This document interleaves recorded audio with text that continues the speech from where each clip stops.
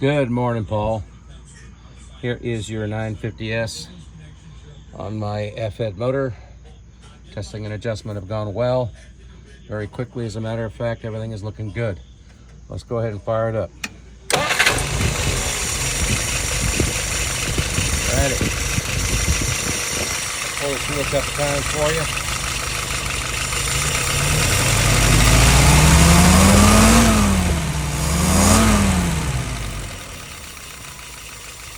How's that sound for you? Let me do some adjustments here. Okay, there we go.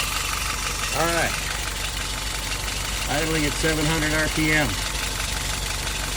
Let's see, and that dwell is about 39. I need to adjust those points, don't I? Okay, vacuum is about 19, which is good. Fuel pressure is about 3.75.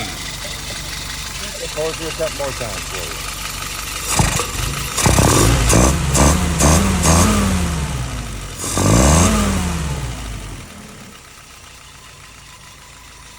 All right, my friend.